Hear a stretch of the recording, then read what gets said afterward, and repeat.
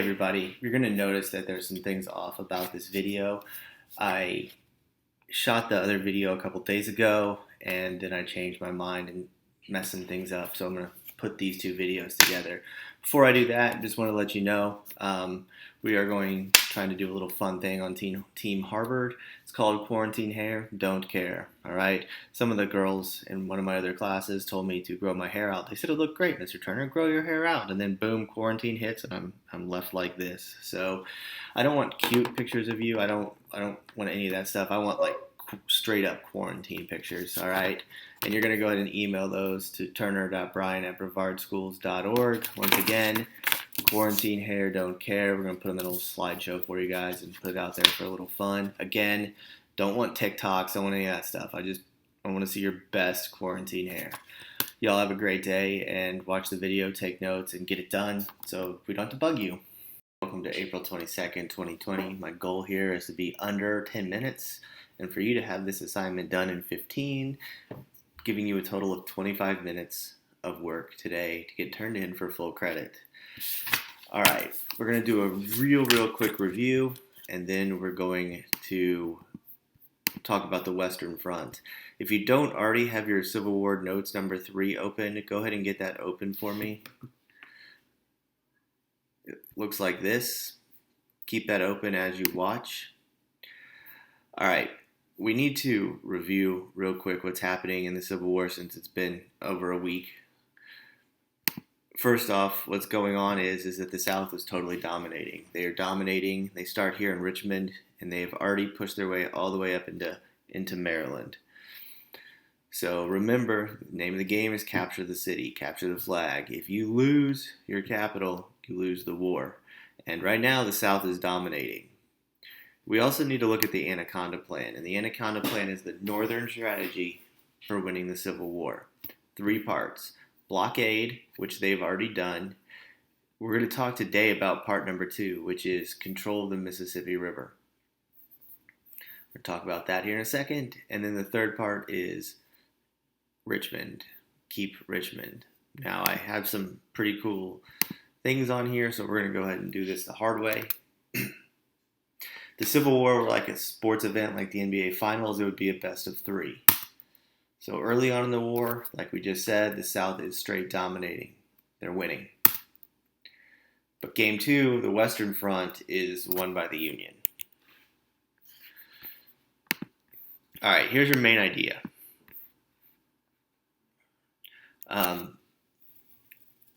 Basically, I've already said it. Grant, we're going to talk about Grant today. Grant is the one Union general who's worth a darn. And he pretty much wins this war a lot. He does a lot to help the South. All right, so why does the Union need control of the Mississippi River right here? What's the lifeblood of any war? If you said supplies, you're a winner. So the Union has cut off supply lines here, and now they have to cut off supply lines along the Mississippi River. Now, a lot of people think that splitting the South in 2 means that you're splitting the South like this. That is not the case. They're actually splitting the South up and down, or north and south. So Grant, at the Battle of Shiloh, he takes over northern Tennessee, which is right here, and that allows him to control the northernmost point in the South for supplies. So there's number 2. It's actually written right here for you. The next part, number 3, is New Orleans. And we've already had like 17 battles of New Orleans. Union leaders can take this incredibly important port from the South. Now, what a lot of history books don't tell you is the South actually does one smart thing, and they keep their supplies on boats here in the Bahamas. So a lot of their supplies are not actually kept inside the United States and the Confederate States of America. They're kept over here, down here in the Bahamas, and they're running those supplies on boats through the port of New Orleans. When the Union takes over the port of New Orleans, it pretty much cuts off those supply lines. All right, the third one is the Battle of Vicksburg. So here is it's weirdly written, and I'm sorry about that, the Battle of Vicksburg. I actually didn't know this, but the Battle of Vicksburg ended almost the exact. It's one day off from the Battle of Gettysburg. So the two most important battles in the Civil War happened on the same exact day, which is mind-boggling. Also, you need to know that there are a lot of battles in the Civil War. It is the most battle-heavy unit that we do. In any war, the Civil War, there's so many battles. Um, Vicksburg is important. It's the second most important battle. And we're going to get into a little dorky stuff here in a second. So for some of you guys who get really into nerd stuff are gonna like this. All right. So as you can see by my stars right here, the Battle of Vicksburg, it cuts off the supply lines to the south. So the North has control of the northern point, the middle, and the south. And this is actually a modern day map. And Vicksburg is still really heavy when it comes to like trucking and traffic and that sort of thing. All right, so Vicksburg is built. It's really weird. It's actually high cliffs, and the Mississippi River is up against those cliffs. So what ends up happening is after the Battle of New Orleans, the Farragut is his name. He comes in and he blockades the Mississippi River to keep supplies out. When he blockades, it keeps all the supplies from coming in here and here. Then these are all cliffs, really, really high cliffs that you don't really see that much in the United States of America, especially east of the Mississippi River. Grant digs trenches, and he digs trenches around the city of Vicksburg. And he tries a couple times to invade Vicksburg. It doesn't work. And he actually, at this point, becomes really, really smart. And he starts doing battle tactics that we start seeing in World War I, of all places. And he uses these battle tactics later on in the war, and the South can never figure them out. So, and it's actually incredibly simple.